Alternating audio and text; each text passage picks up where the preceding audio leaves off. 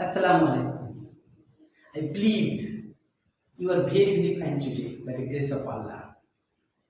You know, today's topic is tag question.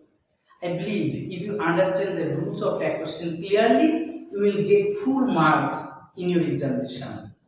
Okay, so listen to me attentively. Tag question তোমাদের সবচেয়ে বেশি ভুল হওয়ার একটা মাত্র কারণ হলো তোমরা আগে একটা নিয়ম মুখস্থ করে রাখো যে যদি কোথাও ইজ হয় ইজেন্ট হবে, was wasn't, were weren't, has hasn't, এই যে ভুল, এই মুখস্থ করাটা, এই নিয়মটা মনে রাখাটাই সবচেয়ে বেশি ভুল। কারণ সব ক্ষেত্রে ইজ কিন্তু ইজেন্ট হয় না, আর মানে ওয়াজ ওয়াজেন্ট হয় না, হ্যাজ হ্যাজেন্ট হয় না।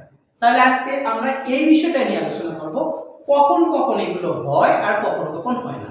তাহলে আমরা যখন ট্যাগ কোশ্চেনের উত্তর করব বা উত্তর লিখব, তখন সবার আগে দেখব যে এই জায়গায় যে সাবজেক্টটা আছে সেই সাবজেক্টটা কি এইখানে যে ঠিক আছে নাকি পরিবর্তন হয়েছে।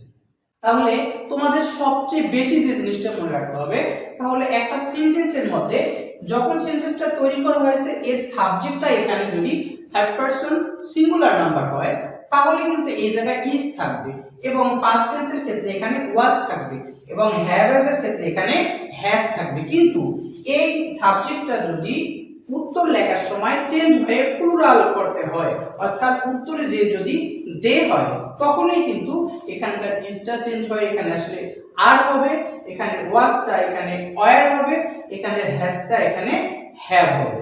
এবং সবচেয়ে যেটা বেশি ভুল করো সেটা হলো একটা জিনিস মুখস্থ করো যে ভার্বের সাথে এস এস থাকলে এখানে ডাজ বসাবো।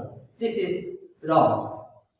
কেননা এখানে সাবজেক্টে থার্ড পারসন সিঙ্গুলার ছিল এবং আলাদা একজন, অর্থাৎ এইখানে সাবজেক্টটা থার্ড পারসন সিঙ্গুলার ছিল বিধায় এখানে কিন্তু ভার্বের সাথে এস যুক্ত হয়েছে।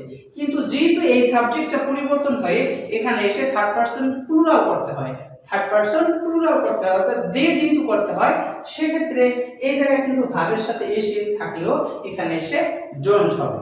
এটা কখনোই মনে করা যাবে না যে সব সময় ভার্বের সাথে এস এস থাকলে এখানে ডাজ হবে। ক্লিয়ার? তাহলে আমি অবশ্যই তোমাদের বুঝাতে পারছি যে কখন ইজ আর হবে এবং ওয়াজ ওয়্যার হবে এবং ভার্বের সাথে এস এস থাকা সত্ত্বেও এখানে জয়েন্ট হবে। বুঝতে পারছো? ওকে, থ্যাঙ্কস। তাহলে এই টপিকসটা আজকে ছিল। তাহলে আজকে থেকে যাতে তোমাদের ট্যাগ কোশ্চেন তৈরি করার সময় এই ভুলগুলো না হয়। ওকে, থ্যাঙ্কস।